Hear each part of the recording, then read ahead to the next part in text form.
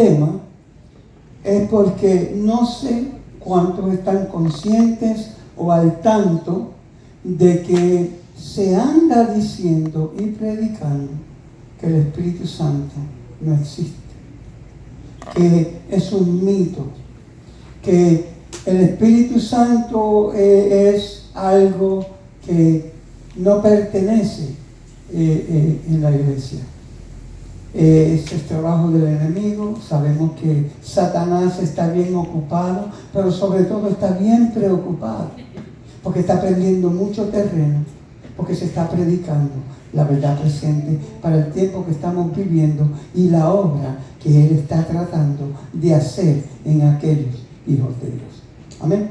Por lo tanto, hoy vamos a tratar de tener la segunda parte de este tema, algo así que aclara, sin que haya la más mínima duda, de que el Espíritu Santo es un ser poderoso que existe, que vive en medio nuestro, que fue enviado con un propósito y que sobre todas las cosas es Dios.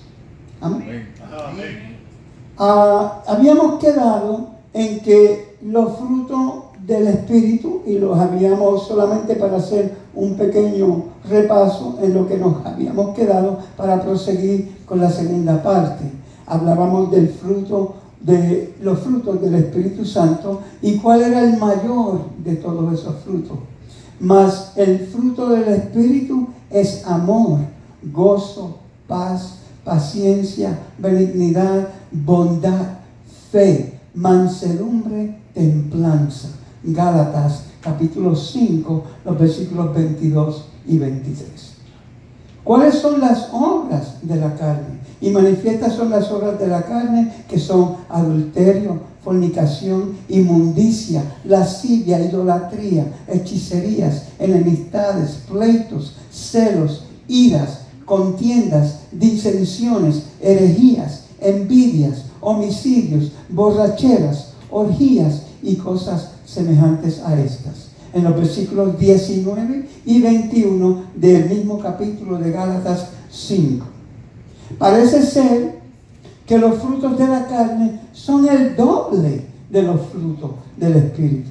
¿Por qué? Porque en todo lo que el Espíritu ha querido hacer, Satanás ha querido imitar y sobrepasar. ¿Se acuerdan cuando dijo que él establecería su reino por encima del reino o el trono de Dios? Él siempre ha querido imitar, o él siempre ha querido tirar por tierra todo aquello que pertenece a Dios, o sea, la verdad. Este mito que anda por ahí de que el Espíritu Santo no existe, la palabra de Dios confirma que el Espíritu Santo es un ser real, con poder, y que es no solamente un ser, sino que fue enviado con un solo propósito. Eso es lo que estudiamos la semana pasada y dice, ¿por quién es derramado el amor de Dios en el corazón de los hombres? El amor de Dios ha sido derramado en nuestros corazones por el Espíritu Santo que nos fue dado. Romanos capítulo 5 y el versículo 5. ¿Qué se declara que es el amor? Y sobre todas estas cosas, revestidos de amor, que es el vínculo de la perfección. Colosenses capítulo 3 y el versículo 14. ¿Qué hace el amor? El odio suscita rencillas, mas el amor cubre toda suerte de ofensas. Proverbios capítulo 10, el versículo 12. Y ante todo, tened entre vosotros ferviente amor, porque el amor cubrirá multitud de pecados. Primera de Pedro, capítulo 4, el versículo 8. ¿De qué manera se manifiesta este amor? El amor es sufrido, es benigno. El amor no tiene envidia. El amor no es jactancioso, no se envanece, no hace nada indebido, no busca lo suyo, no se irrita, no guarda rencor. Primera de Corintios capítulo 3, versículos 4 y 5. Encontramos que hemos visto que la gran mayor parte de los atributos que tenemos como cristianos, después de haber sido transformados por el poder del Espíritu, provienen del Espíritu Santo. O sea que nosotros mismos, como seres humanos, somos incapaces de amar. No tenemos el poder de sobrellevar esa carga pecaminosa de la cual hemos sido esclavos por tantos años desde la caída del hombre allá en el jardín del Edén. Todos conocemos la historia de cuando Adán fue el desobediente ante un mandato que se había dado sobre todas las cosas que Dios había dicho. De ahí para acá el hombre perdió el poder de tener el control de sí mismo, de caminar en obediencia delante de Dios, y sobre todas las cosas se convirtió en un esclavo del pecado. Ahora, todos sabemos que el padre del pecado es Satanás, y que a través de ese versículo que la Biblia nos da, que es el padre de la mentira, nosotros hemos sido sometidos a esa voluntad, la voluntad de él, cuando caminamos en la carne. Que ya vimos cuáles son los frutos de la carne, vimos cuáles son los frutos del Espíritu, o los dones, como le queramos llevar. Ahora, la promesa que se nos hizo ocurrió, creo que hablamos también la semana pasada, y con esto vamos a empezar la segunda parte. ¿A dónde nos quiere llevar ese poder del Espíritu Santo? Porque es que Satanás está tan enmerado, entusiasmado en que no conozcamos ese poder, en que Él no existe, en que no estemos totalmente en contacto con Él. ¿Saben por qué? Porque a Él no le conviene. Porque miren lo que sucede cuando el Espíritu Santo llega. Justamente antes de su ascensión, ¿qué les dijo Jesús a sus discípulos que esperaran?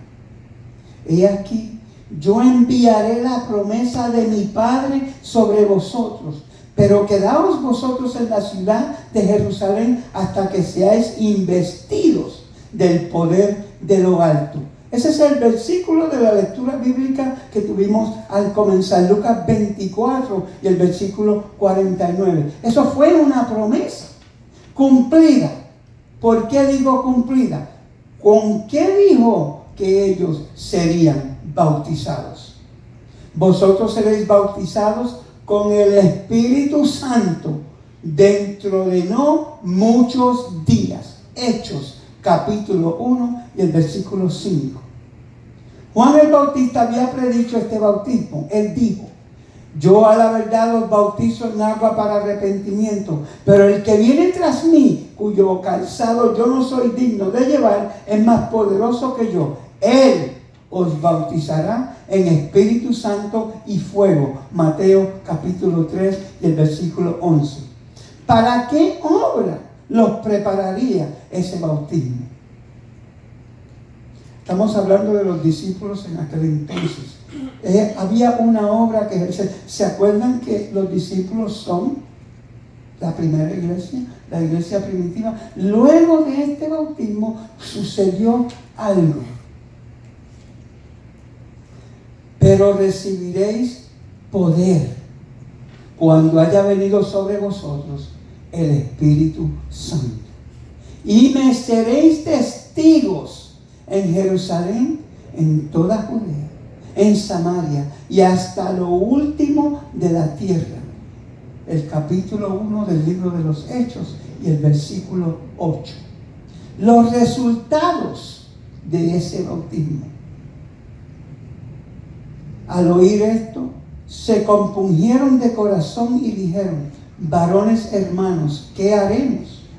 Pedro les dijo: arrepentíos y bautícese cada uno de vosotros en el nombre de Jesucristo para perdón de los pecados, y recibiréis el don del Espíritu Santo. Así que los que recibieron su palabra fueron bautizados, y se añadieron aquel día como 3,000 personas. Hechos capítulo 2, el versículo 37, 38 y 41. Y por la mano de los apóstoles se hacían muchas señales y prodigios en el pueblo. y los que creían en el Señor aumentaban más, gran número, así de hombres como de mujeres. Hechos 5, versículos 12 y 14. Y crecía la palabra del Señor, y el número de los discípulos se multiplicaba grandemente en Jerusalén. También muchos de los sacerdotes obedecían a la fe. Hechos capítulo 6 y el versículo 7. Ahora, ese fue uno de los resultados del bautismo que había prometido el Padre, que el Hijo les recordó, que fue profetizado por Juan el Bautista en aquel entonces. Y cuando llegó y esto sucedió, fueron que muchos fueron añadidos a la iglesia, muchos fueron añadidos al cuerpo de Cristo. Aumentó aquello que eran 11, ahora son miles. ¿Por el poder de quién? ¿De los apóstoles? ¿De los discípulos? No, por el poder del Espíritu Santo. El Espíritu Santo es real. El Espíritu Santo es el que nos llena de poder para que su palabra, quien fue inspirada por Él mismo, no retorne vacía cuando se predica, cuando se lleva la verdad, según está escrita. Un escrito está, el corazón se conmueve, la mente es totalmente transformada por el Espíritu Santo. Entonces es que llegamos a los pies de Cristo y entonces nos convertimos en seres como nuevas criaturas, pero en Cristo Jesús. Ese es el trabajo de Él, el llevarnos a los pies de Cristo, pero ya en nuestro corazón, desde adentro hacia afuera. Ahora, ¿qué efecto trae esa transformación? ¿Cómo afectó la persecución a la predicación del Evangelio? En aquel día hubo una gran persecución contra la iglesia que estaba en Jerusalén, y todos fueron esparcidos por las tierras de Judea y de Samaria, salvo los apóstoles. Pero los que fueron esparcidos iban por todas partes anunciando el Evangelio según el Espíritu. Hechos capítulo 8, versículos 1 y 4. Estábamos hablando en la lección esta mañana exactamente eso. Cuando dediquemos nuestra mente, nuestro corazón, cuando permitamos que el Espíritu Santo more en nosotros, no es posible, hermano mío, que usted deje de hablar de Cristo, que usted deje de hablar de las tinieblas en que se encuentran todos nuestros hermanos allá afuera, y que vengan a la luz, a la cual un día un siervo del Señor le presentó a usted, y usted llegó, y yo también. Así fue como llegamos a Cristo, por el poder del Espíritu Santo, en un ser que fue transformado desde adentro hacia afuera y no podía dejar de hablar de Cristo, y así fue como lo conocimos todos los que estamos aquí. Ese es el poder del que yo te amo. Es imposible que tú no seas tocado por Él si tú abres su corazón, porque es lo único que Él desea hacer. ¿Cómo es posible que todos los que estamos aquí podamos creer que Él no existe? ¿Cómo es posible que podamos permitir que eso se diga? Que eso, lo que dijo el hermano en la lección esta mañana, que según hablamos y repetimos y repetimos y repetimos, empezamos a creer, aunque sea mentira. Pero ¿saben algo? La mentira nunca puede ser verdad, porque ya es mentira. Es solamente en nuestra mente que se convierte en una mentira, si nosotros le permitimos a Satanás que se apodere de ella. Y déjenme decirle, él es un experto en eso, lleva 6,000 años de práctica. Es lo que más le funcionó allá en el cielo. Tuvo un éxito tremendo y lo ha seguido practicando desde entonces. No dejemos, hermano, que esto caiga por el piso. Que si el Espíritu Santo no existe, hablen, griten y digan la verdad a todo aquel que ustedes conozcan. Ese es nuestro llamado, ese es nuestro trabajo. Ese es el único motivo por el cual estamos aquí. Ya no somos del mundo. ¿Se acuerdan de la oración en Juan 17 que Jesús le hizo al Padre? En el mundo los dejo, pero no son del mundo. Nosotros ya no pertenecemos al mundo. Nosotros somos ahora de Cristo Jesús. Somos el cuerpo de Cristo. Somos la voz de Cristo. Pero esa voz se manifiesta a través de un poder. Ese es el Espíritu Santo. Hace un tiempo tuve el privilegio, la oportunidad que se me presentó. Fuimos a un campamento por allá, por Oklahoma. Estuvimos un periodo de, creo que fueron 3 días que estuvimos en un campamento. Ustedes saben lo que pasa en los campamentos. En los campamentos hay lo que podríamos decir unas enseñanzas que solamente en estos lugares se pueden percibir a la profundidad que ellas tienen, ¿no? Porque tenemos el tiempo dedicado a eso nada más. No estamos en el trabajo, no vamos, no venimos. Llegamos allí y nos ubicamos desde viernes por la mañana hasta el domingo en la tarde, solamente dedicándonos a escuchar, escudriñar lo que está escrito en la palabra con un estudio intenso a través de diferentes siervos usados por el Espíritu Santo. En aquel entonces tuvimos la oportunidad de escuchar a estos siervos que no estamos aquí para alabar a ningún hombre, sino que la manifestación del Espíritu Santo en ellos nos habló.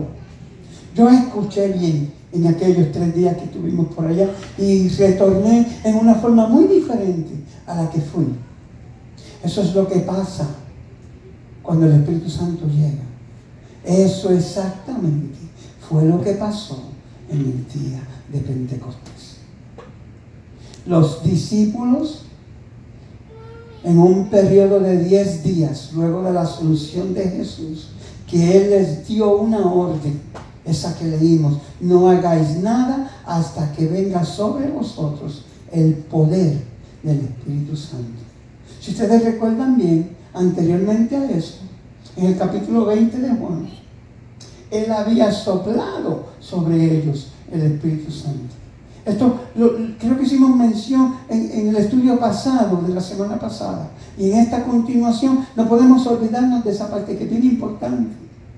Que la función es de adentro hacia afuera. Pero cuando ya no está lo que está adentro, que es el yo, que es usted y yo, ahora vive el Espíritu. Porque esto es el templo en donde Él vino a morar. El templo de Cristo es usted, yo, todos los que estamos aquí. Todo aquel que venga a los pies de Cristo y rinda su corazón contrito y humillado, Él va a morar en Él. Pero Él hace un trabajo primero, de adentro hacia afuera, porque hay que sacar todo aquello que no pertenece a Cristo. Quiero leer una cita que se encuentra en un librito que muy posiblemente muy pocos de ustedes han escuchado. Esta señora, usada por el Espíritu Santo a través de uno de los dones del Espíritu Santo, el don de profecía, que quiero llegar un poquito, ¿verdad?, más allá, pero quisiera antes que nada aclararles un punto. El don de profecía es el don que se nos entregó para que derramase luz en donde nosotros, por no tener la unción del Espíritu Santo, tenemos tinieblas. No sé si eso se entendió. O sea, que el único poder que nos puede dar entendimiento de lo que Él mismo inspiró es el Espíritu Santo. Cuando usted no lo tiene, el Señor usó otro método. Se llama el don profético. Dice la palabra de Dios que Dios no haría nada sin antes enviar a sus siervos, los profetas, a decírnoslos, para que estuviésemos al tanto de cada paso que Dios daba antes de darlo. O sea, causa y efecto, el método de nuestro Señor. Ahora, ese don profético para muchos también es algo que no existe, que es falso, que no tiene poder. Pero déjenme decirle algo. Lo más poderoso que existe en la palabra de Dios con relación a el carácter que desarrolla un cristiano en su caminar con Jesucristo, número 1, es el amor. Número 2, es el don de profecía. Y yo les voy a leer algo escrito por el don de profecía. Este es el libro que se llama Manuscritos Inéditos, perdón. Son poquitos que andan por ahí. Son unos 25 tomos. Están saliendo 2 por año. Ya tenemos aproximadamente 6 ya publicados. Este es el tomo número 3. En el tomo número 3 tenemos una cita que se encuentra en la página 32. El título del capítulo es Fanatismo y problemas secundarios. ¿Por qué quiero traer a colación esta cita? Que le voy a leer un poquito de lo que está aquí. Porque este espíritu que anda por ahí diciendo que el Espíritu Santo no existe, es consecuencia de algo que ya fue profetizado, porque estamos viviendo en el tiempo del fin y las profecías se tienen que cumplir. Escuchen bien. Los hermanos no deberían suponer que es una virtud mantenerse apartados porque no están exactamente de acuerdo en todos los puntos menores. Si concuerdan en las verdades fundamentales, no deberían diferir ni discutir por asuntos de poca importancia. El espaciarse en cuestiones que confunden y que después de todo no son de importancia vital, tiende a apartar la mente de las verdades vitales para la salvación de las almas. Los hermanos no deberían estimular la consideración de estos asuntos secundarios que con mucha frecuencia ni ellos mismos comprenden y que constituyen puntos que ellos no saben si forman parte de la verdad y que no son esenciales para la salvación.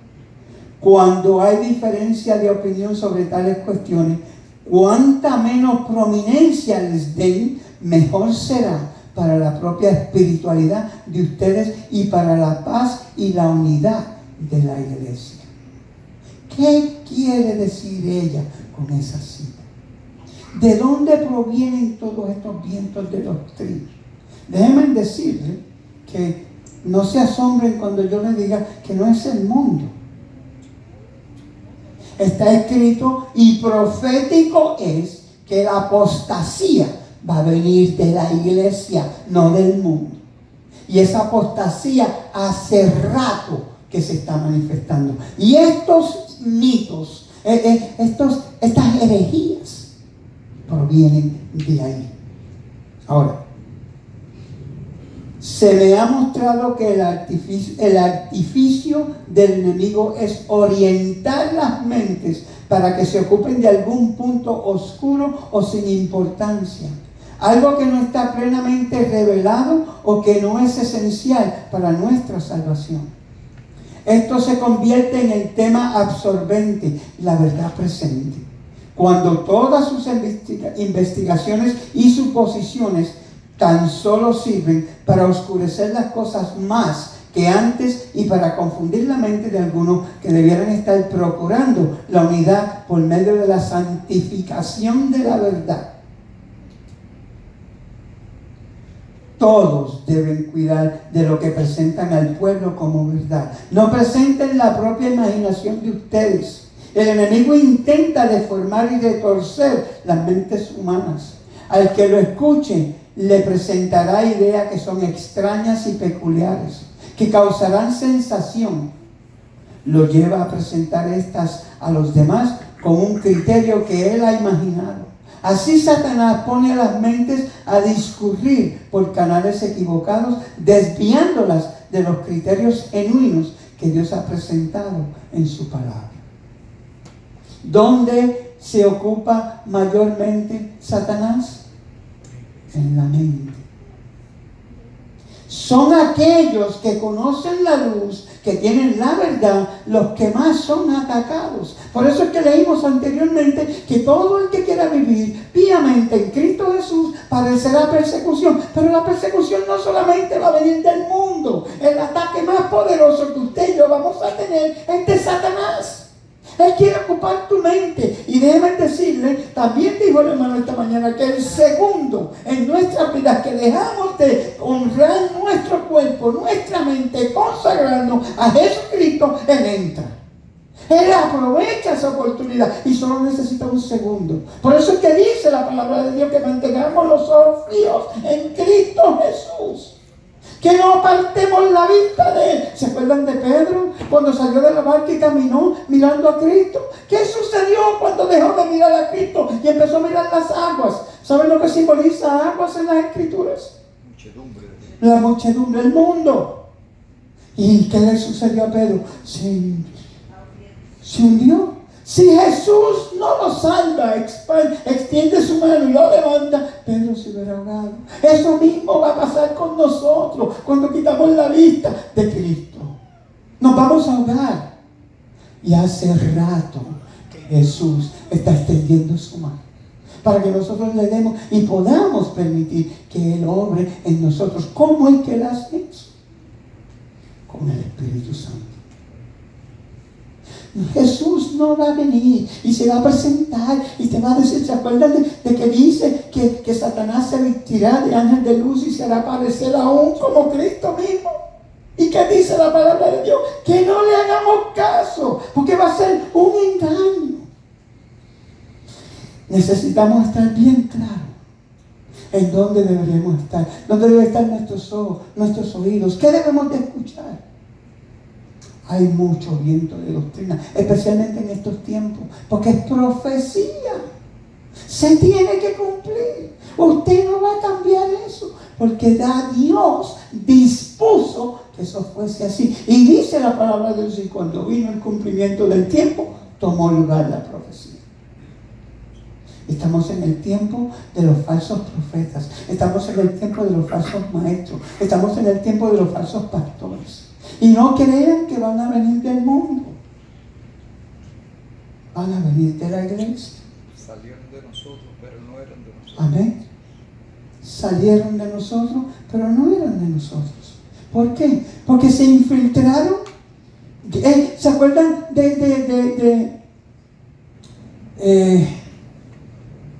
el rey, cuando llegó visita, le mostró todos los tesoros del palacio? El enemigo vio todo lo que había y se fue. ¿Y qué sucedió luego y después? Volvió, porque ya sabía lo que había.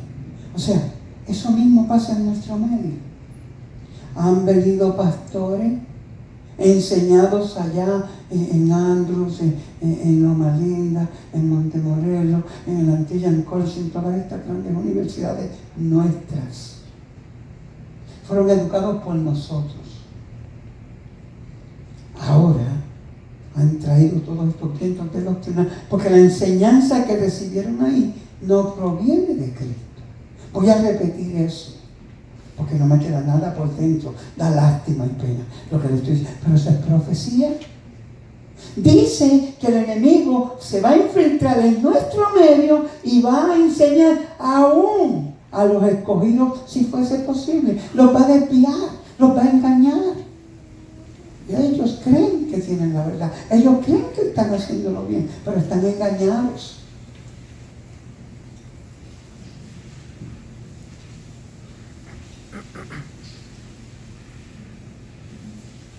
Satanás experimenta un enorme placer cuando puede confundir las mentes en esta forma. No prediquen los ministros sus propias hipótesis. Investiguen fervorosamente las Escrituras, comprendiendo solemnemente que si enseñan como doctrina las cosas que no están contenidas en la palabra de Dios, serán como los que aparecen descritos en el último capítulo de Apocalipsis. ¿Se acuerdan quiénes son esos? Esos son los que no entraron, los perdidos. Esos son los que van a orar y pedir que las rocas caigan sobre ellos, porque la luz eminente que llega no la pueden soportar. ¿Saben que esa luz es la verdad? Hay mucho que tenemos que aprender, hermano mío.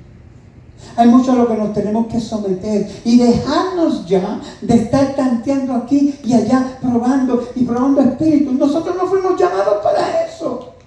Nosotros fuimos llamados a pertenecer al cuerpo de Cristo, a llevar el mensaje que el Espíritu nos da. Punto. Amén. esto otro o aquello que usted ponga en su mente y usted se pare aquí a decirlo, ese espíritu no es de Dios.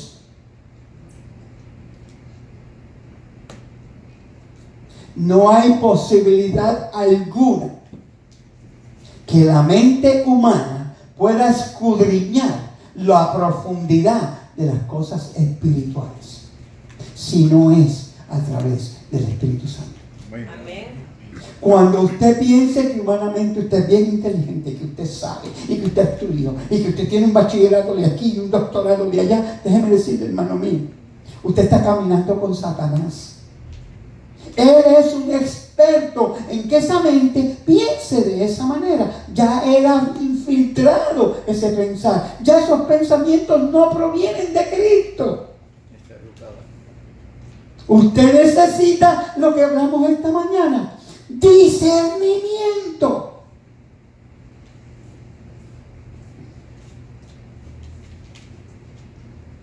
La oración más fervorosa que pueda hacer un hijo de Dios es pedir la unción del Espíritu Santo. Amén. Que con esa oración venga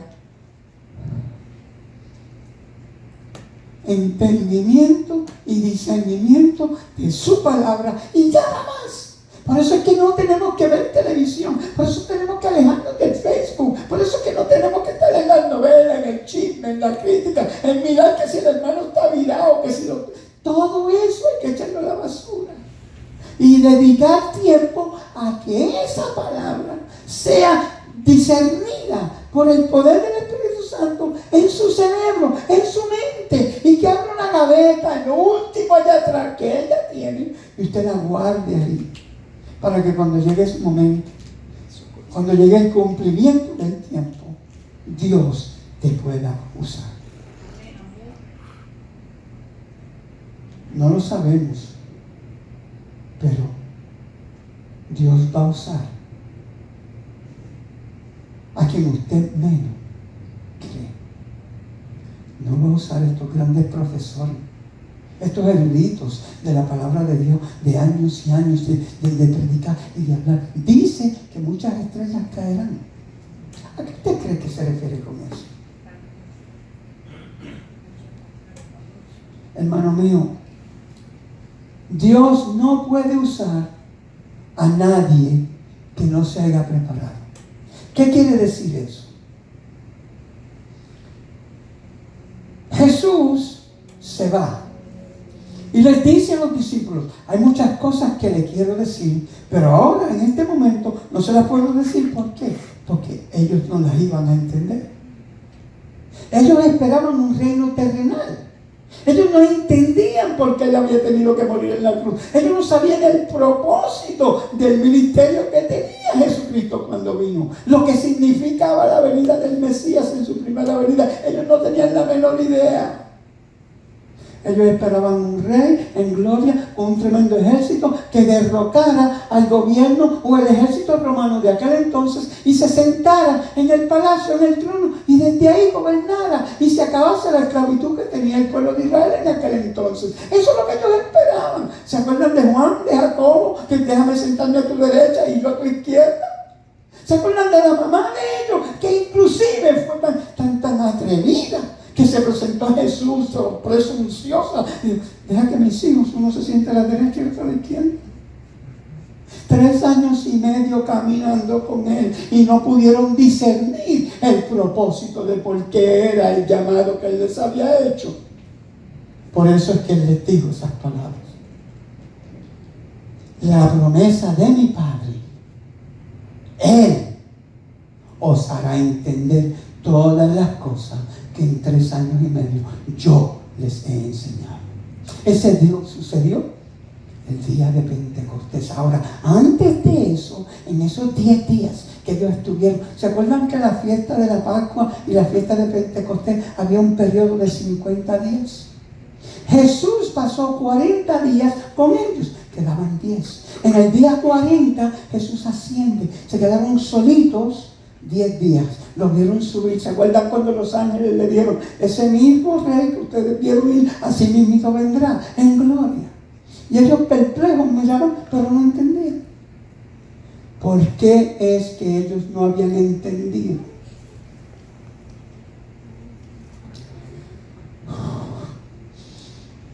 Porque es que nosotros no entendemos. Eso mismo nos pasa a nosotros. ¿Sabe por qué? Porque no estudiamos. Lea bien lo que pasó luego que Jesús ascendió. Dice la palabra de Dios que estaban ¿qué? Unánimes en oración, estudiando, escudriñando las escrituras, especialmente las profecías. Dice que Pedro escudriñó Oseas, que vio toda la profecía en cuanto estaba ya escrito de que ese Jesús tenía que morir y que al tercer día iba a resucitar.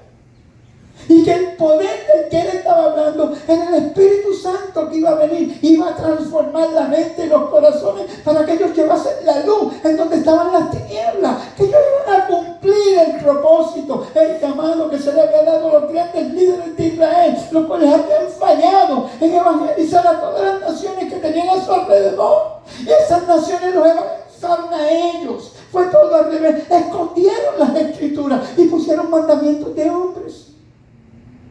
Eso fue lo que pasó. Por eso es que Jesús tuvo que venir. Jesús tuvo que personificarse como un ser humano y hacer el trabajo que ellos no hicieron por 490 años. Y se repite la historia. ¿Creen ustedes que el Espíritu Santo no le había hablado a ellos? ¿Creen ustedes que Dios no tiene nada que hacer? Sentado allá, deja que hagan lo que yo le dé la gana. ¿Eso es lo que ustedes creen?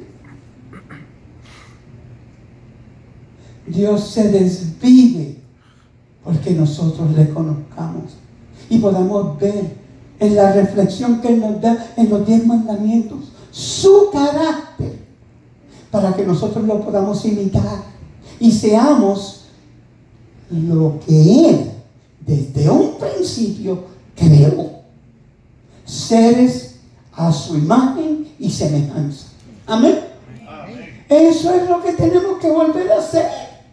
Ya Jesús hizo la provisión. ¿Quién va a hacer eso? El Espíritu Santo en ti y en mí. Olvídese de todo lo que usted haya aprendido. Olvídese de todo lo que usted no aprendió. Y aprenda una sola cosa, una sola cosa. Si usted se rinde a los pies de Cristo, usted tiene el cielo gano. Porque Él va a dirigir su mente y su corazón hacia la Canaán celestial. Es el Espíritu Santo el que nos va a llevar ahí, hermano mío. A través de la transformación, de abandonar el yo, de dejar ese carácter que nos sirve y adquirir un carácter digno de poder vivir entre seres que nunca han caído. ¿Saben por qué? Había un problema, ya eso se resolvió en la cruz del Calvario. ¿Saben cuál era el mayor problema que tenían los ángeles? De acuerdo al libro de la hermana White que dice la verdad sobre los ángeles, leanlo bien que está ahí, que dice: los demás seres de los demás mundos creados antes de este mundo tenían miedo que volviesen a entrar en el cielo seres como los que abandonaron, ángeles caídos, que perturbaron y formaron una rebelión. Tenían miedo que esto volviera a suceder. Porque ustedes creen que es parte del juicio. Porque Jesús les está... Ustedes creen que Jesús no sabe quién va a entrar y quién no. ¿Por qué un juicio? ¿Por qué? ¿Ustedes creen que Dios no sabe? ¿Cuántos en el día, la hora en que van a entrar? Dios no sabe todo. Lean bien el capítulo 2 de Daniel, el versículo 21. Él está en control de todo. Ahora, Él necesitaba demostrarles a ellos, a través del juicio, que estos seres que van a entrar, esa gran multitud de Apocalipsis 15, de Apocalipsis 14, es digna de entrar, porque sus obras así lo comprueban. Eso es lo que está pasando ahora mismo. Eso es lo que tenemos que estar diciéndole a ese mundo que está allá afuera perdido, que hay un juicio que se está celebrando. Y si ellos no se rinden ante el Espíritu Santo, se van a quedar y no va a haber otra oportunidad. No va a haber otra oportunidad. Se va a acabar. Y nosotros le vamos a dar cuenta a Jesús de por qué es que ellos se quedaron. si no cumplimos con nuestro llamado. El mensaje del tercer ángel es para el tiempo que estamos viviendo. Ese mensaje es hacer esa advertencia, esa amonestación, la última. No va a haber más misericordia después de eso. Y el mundo, que no lo sabe, porque no se lo hemos dicho, se va a perder. Han pasado muchas cosas y están pasando muchas más. Y hay muchas más por pasar. Y no crean que es pura casualidad. Es que Dios tiene todo fríamente calculado hasta el más mínimo detalle. Por eso nos dio el libro de Daniel. Por eso nos dijo, ¿tú sabes lo que va a pasar? Mira, aquí está. Léelo, estúdialo, escudriñalo. Pero no solamente eso, yo voy a permitir, yo te voy a dar a uno que te va a dar el entendimiento que tú necesitas. Ese es el Espíritu Santo. Él sí existe. Es nuestro acompañante día y noche. Es el que se mueve de aquí para allá. Es el que representa a Jesucristo, no el Papa. Ese señor es un mentiroso que también está engañado. Él ha sido engañado por las tinieblas y él ha permitido que su mente sea poseída por Satanás. Y todo lo que él dice es mentira. Él es como el camaleón. Cambia de color, pero sigue siendo camaleón. Y no estoy hablando de la Iglesia Católica, que eso quede bien claro. Estoy hablando del sistema. Estoy hablando de esa integridad que hay dentro de ella, de ellos mismos, proclamar mentira, de una doctrina, unos vientos de doctrina que no son bíblicos. Como que Él tiene el poder de perdonar pecado. El único que puede perdonar pecado, hermanito mío, es aquel que murió por ellos. Se llama Jesucristo. El único que representa a Jesucristo es el Espíritu Santo, no el Papa. Eso de vicario de Cristo, eso no es cierto. Ese es el imperio de Satanás. Y muchos le siguen. ¿Saben ustedes que la Iglesia Católica en su membresía es la iglesia más poderosa del mundo? ¿Saben ustedes que tiene unos factores y unas características únicas en este planeta? Tiene su propio gobierno, tiene su propia lengua latín, tiene su propia moneda, tiene su propio territorio y es independiente del resto del planeta. Voy a repetir esa parte. ¿Sabe que el Papa en su mente ya pueden matar, hacer lo que les dé la gana y el resto del mundo no tiene poder sobre juzgarlos a ellos? ¿Sabían ustedes eso? No solamente eso, ese poder ha salido, se ha expandido al resto del mundo. El Papa habla y todos se tiran a sus pies. Eso es profecía. Eso no es pura casualidad. No es que Él tiene poder, es que eso es profético. Apocalipsis capítulo 13. Leanlo bien. Dice que todo el mundo irá tras la bestia. Cual dicho sea de paso, la bestia, el anticristo, el cuerno pequeño, es el mismo papado. Son nombres diferentes para una misma institución. Necesitamos decirle a los que están allá afuera cuál es la verdad. ¿Qué simboliza todito eso que está escrito en Daniel, en Apocalipsis? Necesitamos llevar, y escuchen bien lo que les voy a decir, la doctrina del santuario. La doctrina del santuario es la única que tiene el contexto explicativo paso por paso en el orden más perfecto que hay en toda la Biblia del plan de salvación. No hay otro orden cronológico más perfecto en todos los libros escritos de quien sea que ese, el santuario.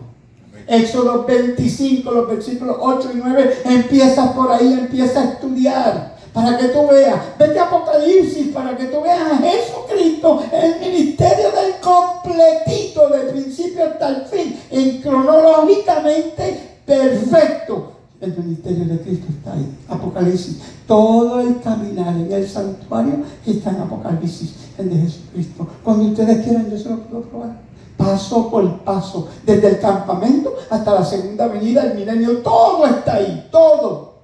Y déjenme decirles, ya caminó la gran parte del camino. se encuentra en el aposento, que los apóstoles llamaban el aposento alto. En el santuario se llama el lugar santísimo. Está intercediendo por ti, por mí. También está juzgando. Ahora tiene todo el poder, la gloria que el Padre le entregó en Daniel 7:14, ¿se acuerdan? El Padre a nadie juzga, todo el juicio se lo entregó al Hijo. Primera de Corintios capítulo 15, lean bien el libro de Hebreos, el primer capítulo, especialmente el primer versículo. Él es la esencia del Padre. Toda la gloria del Padre está manifestada en la carne, en el Verbo, en nuestro Señor Jesucristo. Ahora, Él también dijo una cosa: si yo no me voy, no puedo enviar al Consolador. ¿Por qué ustedes creen que Él dijo eso? ¿No tenía poder de que los dos estuvieran a la misma vez? ¿Sí o no? No. Él tiene todo el poder. Es porque había un motivo, había un propósito para todo esto. Él sabía que nosotros no podíamos por nuestro propio poder hacer absolutamente nada. Después del pecado. Amén. Repite eso, por favor. Después del pecado para acá, no podemos hacer nada en beneficio nuestro en cuanto a darle a la ley lo que ella exige de nosotros. ¿Saben ustedes de lo que le está hablando? ¿Quién sabe lo que es la ley? Porque ese es otro problemita que tenemos. Hay una confusión tremenda. Pero la ley era para los judíos. ¿Sí? ¿Habían judíos en la creación? El capítulo 2 de Génesis. Vamos a analizar eso un poquitito, porque ahí hay mucha confusión y tiene mucho que ver con el Espíritu Santo. Y se lo voy a demostrar. Vamos allá. Génesis capítulo 2. En Génesis, en el capítulo 2, el versículo mismo 1, miren. Y si cogemos el capítulo 1, Dios pasó toda una semana completita creando todas las cosas. En el primer día, en el segundo día, en el tercer día, fue la tarde y la mañana el primer día, y fue la tarde y la mañana el segundo día, y fue la tarde y la mañana el tercer día, así sucesivamente hasta el sexto día. Pero en el capítulo 2 hay otra creación, que la gente dice: no, pero eso no puede ser, Roberto. Hay algo que se creó en el séptimo día, te lo voy a demostrar. Fueron pues acabados los cielos y la tierra, capítulo 2, versículo 1. Y todo el ejército de ellos, o sea, todo lo que había dentro del cielo, de la tierra. Y acabó Dios en el día séptimo la obra que hizo, y reposó el día séptimo de toda la obra que hizo.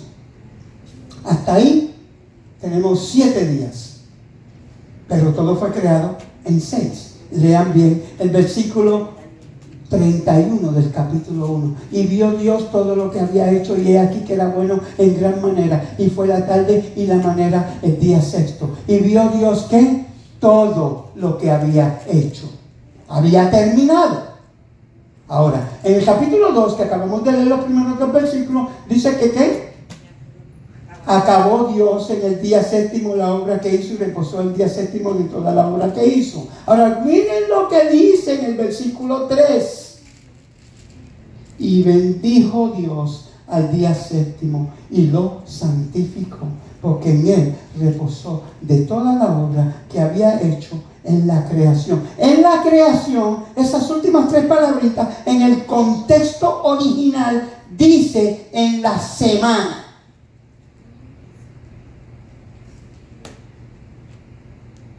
Dios creó el sábado en el séptimo día, el descanso, el reposo. ¿Saben qué? Adán y Eva no guardaron el primer día, el primer sábado. ¿Ustedes sabían eso, verdad? A mí me tomó mucho tiempo analizar eso. Yo tengo que ser bien sincero. ¿Cómo es posible eso? Porque me decían: Adán y Eva descansaron sábado desde su creación. Mentira. En el primer sábado, en el primer día de reposo, en el primer séptimo día de la creación, el único que reposó fue Dios. Dice que ¿qué? Y reposó de toda la obra que había hecho en la creación. Si Dios descansa de toda la obra que había hecho, ¿cómo es posible que Adán y Eva hayan descansado también? creación, ellos descansaron el segundo sábado. Porque ellos fueron ¿qué? Parte de la creación. Y Dios dijo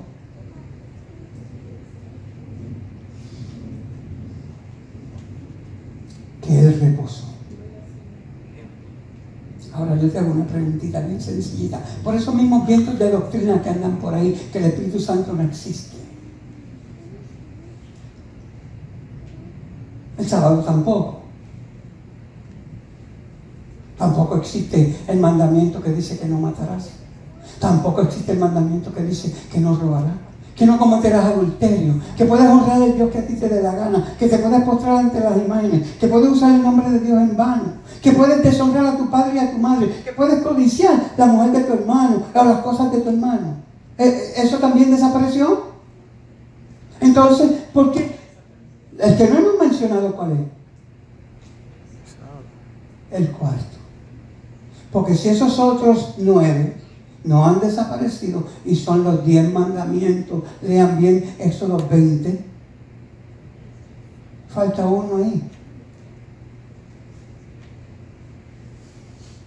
Esto es para que ustedes vean cómo el eliminar al Espíritu Santo de la mente de los siervos de Dios coge al ser humano y lo aparta de Dios, lo aparta de Cristo. Ese es el trabajo de Satanás. Por eso es que se dice que el Espíritu Santo no existe, porque miren lo que pasa. Capítulo 20, Éxodos, versículo 8. Acuérdate del día de reposo para santificarlo. 6 días trabajarás y harás toda tu obra, mas el 7º día es reposo para Jehová tu Dios. No hagas en él obra alguna tú, ni tu hijo, ni tu hija, ni tu siervo, ni tu criada, ni tu bestia, ni tu extranjero que está dentro de tus puertas. Porque en 6 días hizo Jehová los cielos y la tierra, el mar y todas las cosas que en ellos hay, y reposó en el 7º día. Por tanto, Jehová bendijo el día de reposo y lo santificó. Ese es el 4º mandamiento. Eso que yo acabo de leer es el 4º de los 10.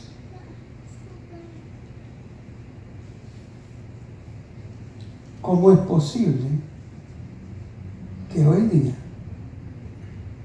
guardemos el domingo? ¿Qué pasó? El Espíritu Santo que escudriña los corazones, el Espíritu Santo que te da entendimiento y discernimiento de lo que es la verdad, no está en esas tinieblas. Leímos la semana pasada que Él no puede morar en donde haga inmundicia, en donde haga Él vino a traer la luz a las tinieblas, de adentro hacia afuera, pero solamente si se lo permitimos.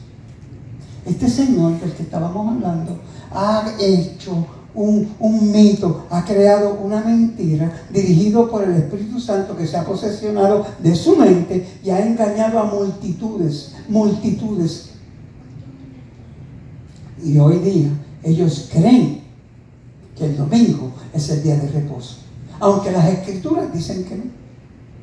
El día de reposo es el 7º día. Primero que nada, la semana no tenía ningún nombre, ningún día. Era el 1º, 2º, 3º, 4º, 5º, 6º y 7º. El sábado se le puso el nombre de Shabbat en el pueblo de Israel. Es el único que tiene nombre en la Biblia. Eso de lunes, martes, miércoles, todo eso es astrológicamente ideando inventos de Satanás. El lunes por la luna, el martes por el planeta Marte, Mercurio, qué sé yo, todo eso que voy a sentir. Lo cual a mí no me interesa. Ahora, sí, estamos bien claros en eso, ¿verdad? El viernes dice la Biblia que es el día de preparación. Y si usted lee los 4 evangelios, hermano mío, está la secuencia cronológica perfecta de cuál es el 7º día. El Espíritu Santo es el que da ese entendimiento. Lucas capítulo 24 habla de que cuando María Magdalena y María la madre de Cristo fueron al sepulcro y encontraron la tumba vacía, era ¿qué día? Día 16 del primer mes. El primer día de la semana.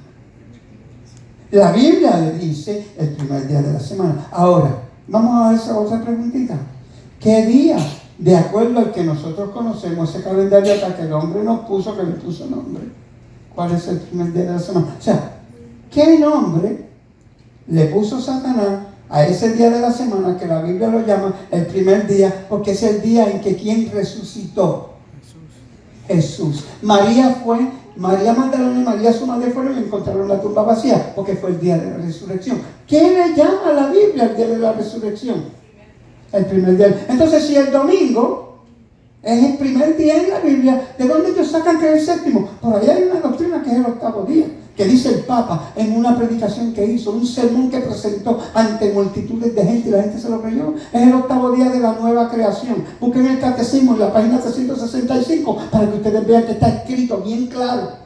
Ellos admiten que ellos cambiaron el sábado para el domingo, pero la gente no estudia, la gente no lee. En la página 50 del catecismo lo dice bien claro, sin pena ninguna. Nosotros tenemos poder sobre lo que Dios dijo, y Dios nos dio a nosotros el poder de cambiar su ley, y nosotros pusimos el domingo por el sábado, y todo aquel que no obedezca el domingo y no venga a la misa es culpable y es de pecado, dice el Papa. El Espíritu Santo, mi hermano, quiere darle entendimiento y discernimiento de lo que es la verdad. Y nosotros tenemos que estar pendientes a eso y dejar de escuchar vientos de doctrina de estos falsos pastores, estos falsos maestros, estos engañadores de las tinieblas. Ese espíritu no es de Dios. Y necesitamos decirle al mundo que es la verdad. Para terminar, quiero leerles algo. Esto se encuentra Sermones Escogidos, tomo número 2. Otro librito más que es bien difícil de conseguir, yo sé, pero está. Tenemos el privilegio de recibir fuerza de parte del Señor y de este forjado carácter para nuestra traslación al cielo y a las mansiones que está preparando para nosotros. Deberíamos estar permanentemente agradecidos por el poder del Espíritu Santo que se nos ha prometido y se nos ha dado. Cristo fue la luz verdadera que alumbra a todo hombre. Venía a este mundo, el mundo estaba y el mundo fue hecho por medio de él, pero el mundo no lo conoció. A lo suyo vino, pero los suyos no le recibieron. Mas a todos los que recibieron, a quienes creen en su nombre, les dio potestad de ser hechos hijos de Dios. Estos no nacieron de sangre, ni por voluntad de carne, ni por voluntad de varón, sino de Dios. Y el Verbo se hizo carne y habitó entre nosotros, lleno de gracia y de verdad. Y vimos su gloria como del unigénito del Padre. Juan capítulo 1, versículos 9 al 14. ¿Por qué no preparamos nuestros corazones para apropiarnos de la promesa y que mediante la obra del Espíritu Santo recibir a Cristo como un poder permanente para que sea nuestra suficiencia, nuestra fuerza reconocida para mantener nuestra fortaleza y para que podamos revelar a amigos y enemigos que hemos estado en Cristo? Todos tenemos el privilegio de ejercer una influencia individual como alguien que ha recibido a Cristo y cree en Él. Ya no vivo yo, sino Cristo en mí. Él advirtió a sus discípulos que se mantuvieran bien despiertos respecto a las señales de los tiempos. Miren cómo Jesús nos advirtió que esto iba a pasar. Él les impartió instrucciones definidas concernientes a lo que debían hacer con el fin de estar preparados para los acontecimientos que sobrevendrían. Esas instrucciones que les dio a sus discípulos han llegado hasta nuestros tiempos a través de los siglos. O sea que lo que él le dijo a los apóstoles no era para los apóstoles nada más. Era para ti y para mí. Escuchen bien. Cristo predijo que la aparición de los engañadores implicaría más peligro para sus discípulos que la misma persecución. O sea, que lo que estamos esperando, esa persecución, no es nada en comparación con el engaño que hoy día tenemos delante de nosotros. ¿Se acuerdan de Caín? Que Dios mismo se le apareció y le dijo: Caín, ven acá, hijo mío, ven acá, déjame hablarte una cosa. Tú sabes que el pecado está a la puerta y toca y te llama. Está delante de ti. Con todo tú puedes vencer. Caín le hizo caso. Dicho sea de paso, el hermano dijo algo esta mañana que a mí me impactó mucho, porque el tercer hijo de Adán se llamó Set. ¿Saben lo que quiere decir eso en hebreo? en el original? Sustituto. Él fue el sustituto de Abel, que sí tenía las características de Dios, perfectas. Por eso su hermano lo mató, porque su hermano era del diablo. Nosotros no queremos esa descendencia de nosotros, en nuestro medio, amén, para nada. Amén. Esa descendencia está, ¿tú sabes dónde? En la televisión. Esa novela que tanto te gusta mirar, todas esas cosas que tú te pasas, ¿verdad? Ahí está. Está en Facebook. Los otros días vi una de estos que apareció en YouTube así y me quedé, wow, una familia completa en la casa. El nene estaba en el juego el papá estaba en el laptop, la mamá estaba en la cocina cocinando, pero mirando la computadora, que qué sé yo, que quemó la comida.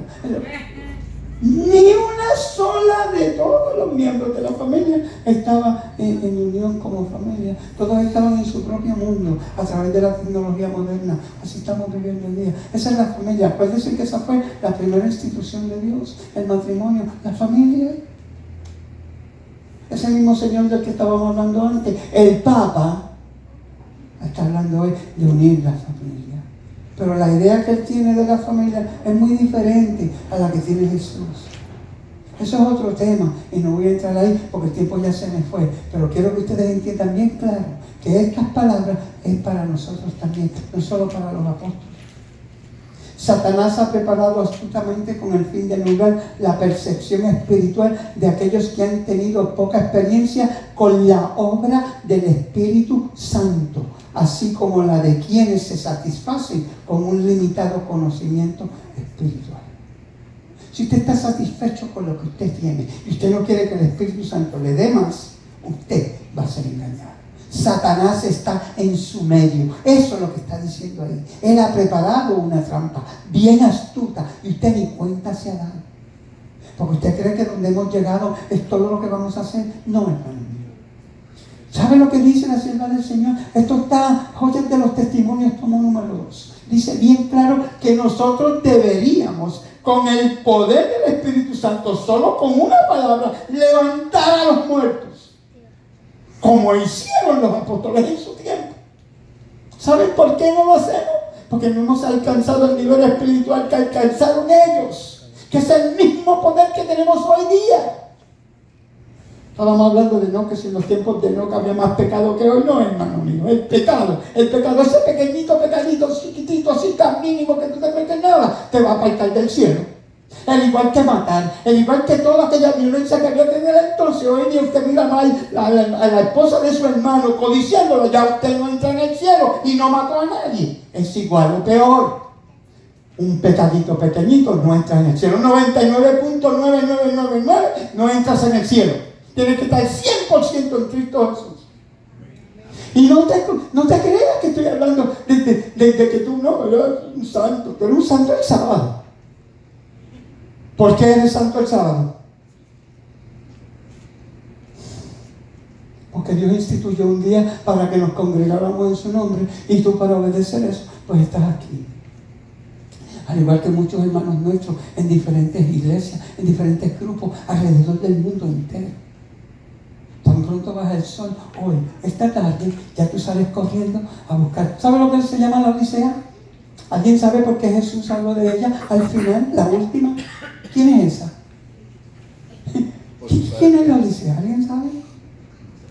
No saben. ¿Sabe por qué? Porque lo tienes en la frente y no te has mirado en el espejo. Esos somos nosotros. La iglesia de la Odisea es la iglesia del tiempo del fin. ¿Y tú sabes lo que dice de ella? Que la va a besar, la va a acariciar, la va a vestir bien linda, se la va a llevar para el cielo. ¿Eso es lo que dice? No. Dice que la va a vomitar. ¿Sabes por qué? Porque está tibia. ¿Has buscado la palabra tibia? Una definición, pero una definición bíblica. No te vayas allá ¿cómo es? Wikipedia, en donde te habla de las cosas del mundo. No, vete a la Biblia. Un diccionario bíblico para que tú veas lo que quiere decir tibia. Dice que tiene un pie en la iglesia y otro pie en el mundo. ¿Sabes lo que es necesario? Dice, porque ni eres fría, ni eres caliente, eres tibia, te vomitaré de mi boca. ¿Sabes lo que hace falta para poder hacer agua tibia? Hace falta agua caliente y agua fría. Y tú las juntas las dos y se convierte en tibia. Y eso de fría y caliente, simbólicamente hablando en la Biblia, es el mundo y la iglesia. Y Jesús dice que como estás en el mundo y como estás en la iglesia, de ninguna de las dos vas a participar. Te va a vomitar. Yo espero que este mensaje le haya tocado la mente a alguien, o a todos, incluyéndome a mí. Porque de ahora en adelante necesitamos permitir que la obra del Espíritu Santo en nosotros se complete, que Él termine la obra que ya comenzó en cada uno de nosotros. Porque te voy a repetir esto una vez más. Esto es individual. La iglesia no te va a salvar. La iglesia adventista del séptimo día, a la cual todos pertenecemos, no va a salvar a nadie.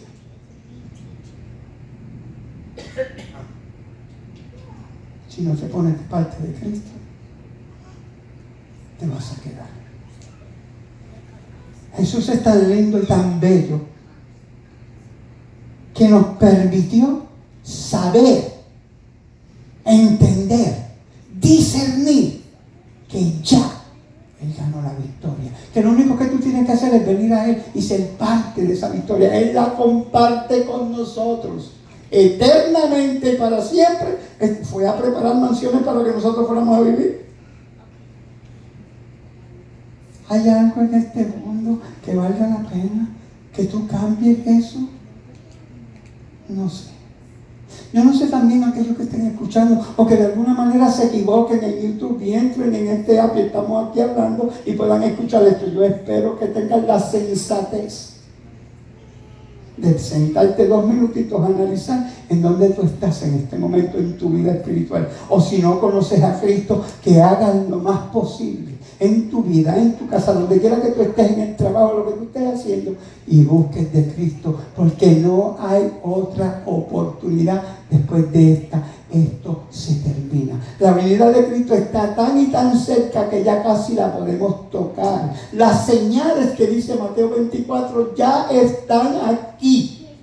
Y yo espero que por lo menos uno tenga la sensatez de escuchar este mensaje, pero que no yo, sino el poder del Espíritu Santo le dé contrición de espíritu y lo convenza, porque convicción también es parte del trabajo del Espíritu Santo. Amén.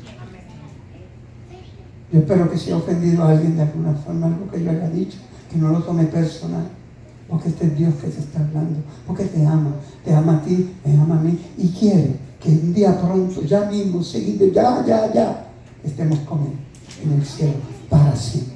Amén. Que Dios los bendiga.